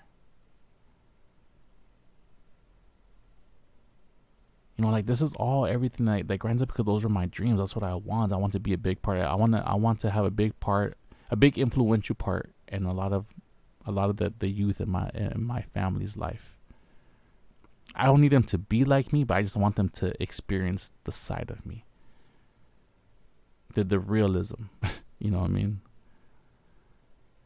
Because I love them to death. I've argued with every single one of them because they have a mouth. At 3, 4, 5 years old, they have a mouth. I've argued with little kids, but I love them to death, and they know that. And I want to be there for them a lot more, and I want to be able to be like, all right, you know what? Let's go to SeaWorld. Oh, let's go to the zoo. Oh, you want to go eat hamburgers? You want to go eat teriyaki? You want to go? Let's go do this. So I can go spend time with them, so they know that I have their back. So there's never any question about that. So I can go see my cousins.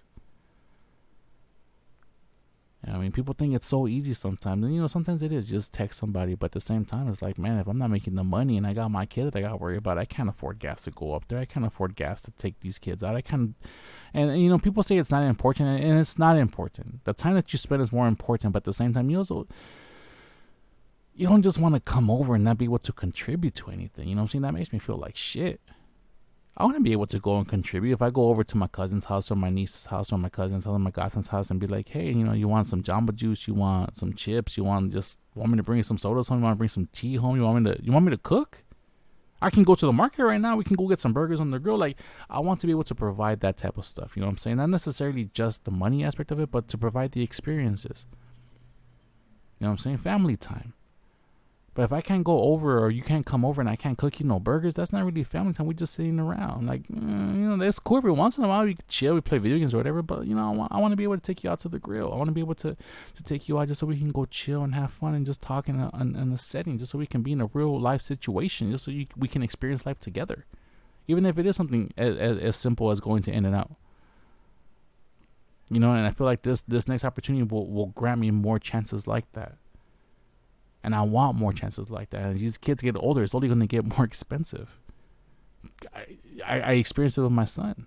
So adjust your dreams. Keep living it up. Keep going up. Don't just settle because you think just because where you're at, you're lucky to be there.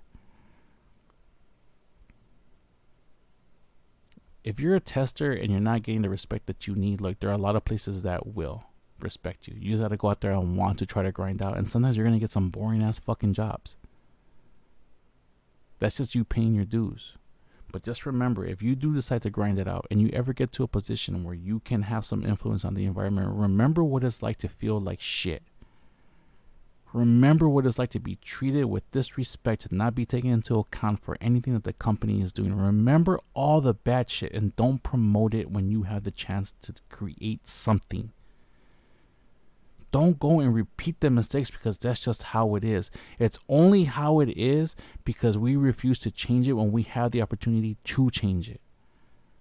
At the lower levels, nothing is ever going to change. But if you can rise above it and be responsible for an environment where this is no longer the case, guess what? Companies like Treyarch, companies like Activision, companies that go by that model of underpaying will have something to worry about because all of a sudden you may have created something where people want to go work for you instead.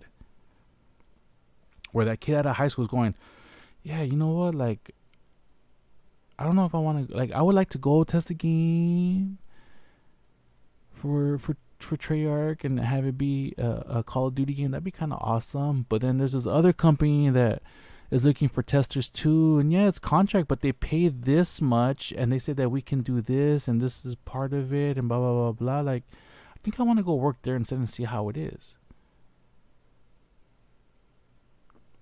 Create a better learning experience for the next generation. That's how we make everything. That's how we make all professions just come up. By preparing the next generation better, not by treating them like shit. Because then that has one of two effects. You're either gonna have those people like myself and others who grind up and want this to be their life, and they're going to work towards it no matter what.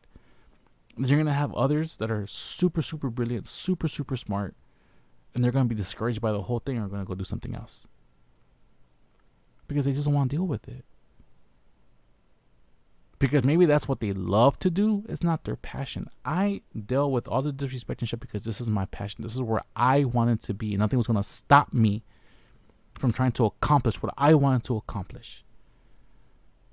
Now my parents talking shit about it, not being able to provide for my kid, being broke, being fucking unemployed off and on for 2 years.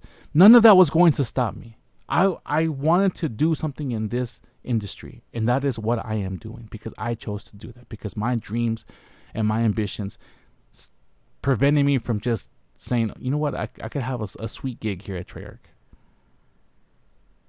And it worked. If you want that, that's fine. But don't expect companies to take care of you. That is foolish ambition. So if you're caught in that situation, it doesn't matter. It doesn't have to just be at Treyarch. It doesn't just have to be in QA. It could be anywhere. McDonald's, Target, any other place where you feel like you're getting underpaid for your services. Rise above it. Don't accept that shit. Don't go from Target to Walmart. Don't go from Walmart to Target. It's the same shit. They might give you 75 cents more, but you're going to come up with the same structure. Do something else. Do something else. If you want to get into management at Target because you feel like, hey, that's going to be awesome, that's cool. But once you get inside the door, figure out how you can make that happen. Don't just stay behind a cash register. Don't just stay behind your zoning. Don't just stay behind the inventory that you have to take back and be like, oh, people will notice me working in 3 to 4 years. People ain't gonna notice shit. If you don't cause problems, you straight. You have that job forever and always because you don't cause problems. But nobody's ever gonna notice you because of it. Go out there, learn something, talk to people, let them know that you're smart. Let them know that you have these dreams. Maybe you run into somebody who's trying to help you, that would love to help you become a team lead or a manager, whether it's just for the store or a department or anything else. You might find somebody, and that's what you want to do. By all means, do it. Go do it. But work towards it. Don't expect it to just come to you. Nothing is going to come if you just expect it to fall into your lap. Nothing. Nothing at all. It doesn't matter where you're at.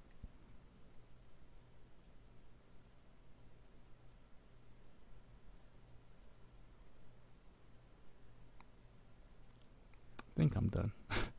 I've said what I've come here to say. Anyways, so that's like 2 hours.